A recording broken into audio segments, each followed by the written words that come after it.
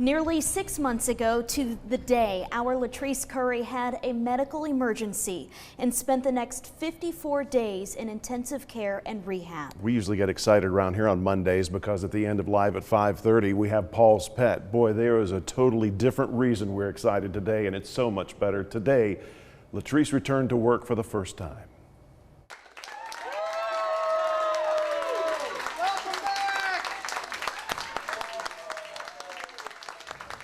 Our David Carroll joins us now to share LaTrice's story for the first time. David. Well, on August 25th of last year, I'll be honest with you, we almost lost LaTrice Curry. And since that time, many of you have asked, what exactly happened to her? Well, now for the first time, you'll hear the answers from LaTrice, her family, and her friends.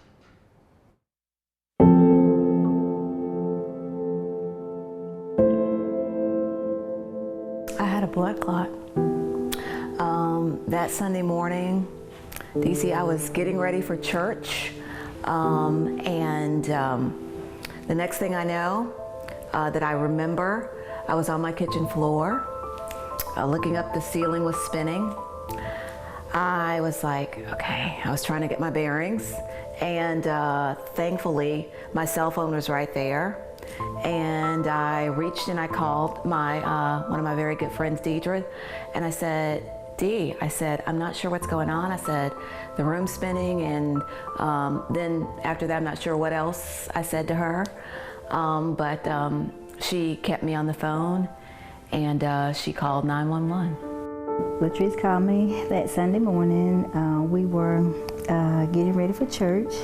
We had a program at our church involving our sorority, and when I got the call, I really couldn't understand what she was saying. I knew it was her because her name popped up on my phone, but she was saying, help me. And I didn't realize, I couldn't even make out what was going on. And I remember asking her again, I said, LaTrice, is it LaTrice? I just kept calling her name, and she kept saying, help me. Deidre said that she'd called 911. So I remember her telling me that in my ear. And I don't know how, but I remember I somehow managed to get from I couldn't walk, but I managed to somehow get to my door. I remember leaving the door open and unlocking it because I knew EMT would be there, and I would maybe not be able to get up and open the door. You know, they could always bust it in, but I remember somehow I opened the door, and I remember somebody grabbing my hand and touching my face and saying, LaTrice, LaTrice, stay with me. And then the next thing I remember, I'm in the ambulance. By that time, I remember the first maybe 2 or 3 minutes in the ambulance, and nothing else for probably over 3 weeks. Within minutes, she was admitted to the hospital's critical care unit, and the news was not good. Doctors told LaTrice's friends she was the sickest patient in the hospital.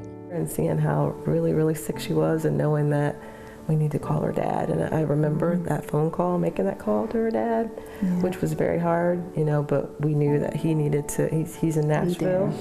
And she said, Mr. Curry, you need to get up here quick. LaTrice is real sick. We don't know what it is. We're rushing her to the hospital. This happened on Sunday, August the 25th. My wife had passed on Monday, August the 27th, the previous year. And I told God, I said, hey, God, you can't do this to me. I can't take it. So when we got in, they told us what had transpired, the condition that she was in, what they had already done, and it was just something that I couldn't fathom. And I started praying. As the weeks went on and LaTrice regained consciousness, the presence of her dad made a huge difference in her recovery. He was up and down that highway. He was in the hospital with me every day. And it was like clockwork. And the nurses said they could tell. They were like, "LaTrice, you look for your dad every day." And if he was late, he would say, "Where's my dad?" Almost like a child. "Where's my dad?" You know, and they were like, "LaTrice, he's going to be here." You know, and they would even tell me one day he had to run an errand, but he said he's on his way. And just that sense of peace and of calm that it gave me when he walked in the room, you know. He's a rock. He's a rock. Eventually, she was able to do physical rehab. She worked hard, exceeding what therapists asked her to do. Every day, I said, "You know what? I'm getting out of here." I just kept saying that. I just kept saying that. Every day, I'm going home. I'm getting my life back. I saw a real miracle. I remember her crying, and I said, "LaTrice, why are you crying?" She said, "Well, Dad, I don't know what I'm going to be able to do."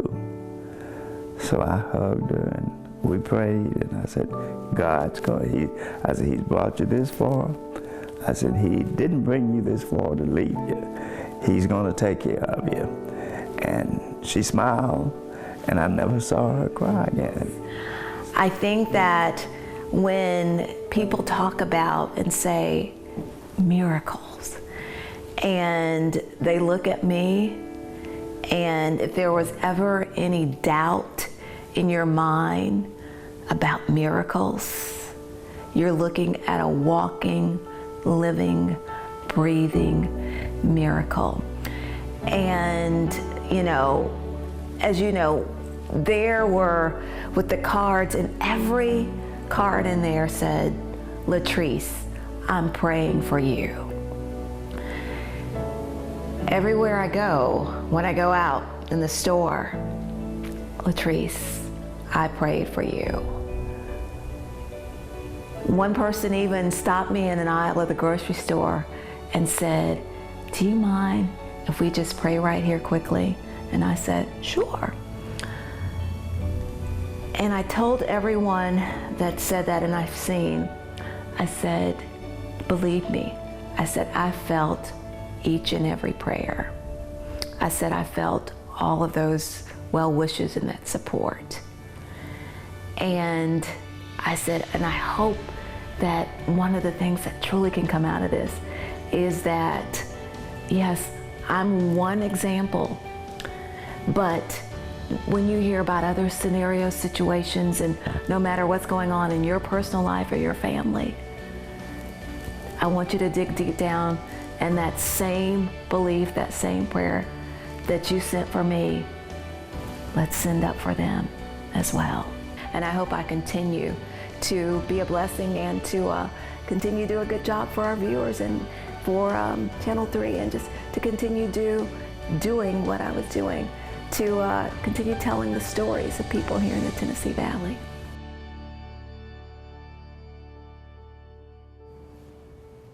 You're back. I am back. Let me give you a hug, DC. We're so glad to have you back. I am so glad to be back. So, so thankful. And to everyone out there, I love you. Hope you can feel this virtual hug I'm giving you right now, and just saying thank you. And Hallie, and so glad to be back and be here and doing what I love, and to be back in this community working. And we touched on the blood clot, the pulmonary embolism. Mm-hmm. These stories will continue this week, and tomorrow you're going to talk more about exactly what happened. We're going to talk more about what happened. We're going to go into details with the medical experts, because as you said in that story, and you told people after that first few minutes there when I left my house and I got in the ambulance, I don't remember anything really for 3 weeks. And so those medical professionals, and let me just say, we have the most incredible staff of medical professionals here. And we're going to hear from them tomorrow, because some of the things that they told me, I'm still putting a lot of the pieces together myself, as you know, as I told you about what happened. One of the things the doctor told me, my surgeon, Dr. Maxwell, was like, "LaTrice, we really didn't want to tell you everything all at once, because as you continue to heal, we just felt it would be a little bit too much for you to handle." So I'm still learning about what happened myself and putting all those pieces together. We're going to hear from that wonderful staff there in the trauma ICU at Erlanger, and those are and that's Dr. Barnes right there, and some of the other doctors who were the first to see me that day. And as they were saying, what they saw that day, you see on that picture, much different from what they saw 6 months ago when they first saw me. So, and did not know if they would ever see that image of me again. That's true. I remember your head nurse, Jill. Yes, wonderful Jill. lady. Love Jill. She asked me when I was over to visit you, she said, because this was before you really started talking again, she said, David, what's LaTrice really like?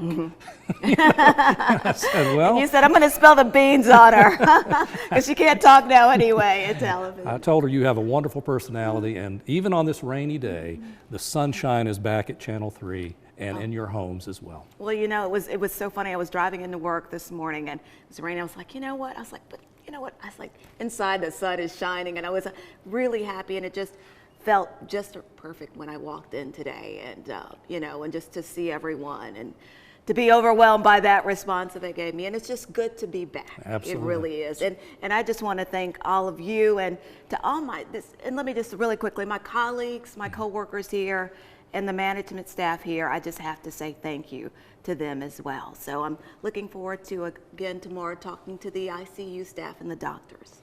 Well, LaTrice got a standing ovation when she returned to the Channel 3 newsroom today, and we can hear your cheers at home as well. LaTrice, welcome back. More from her later this week, and more of Live at 5:30 right after this.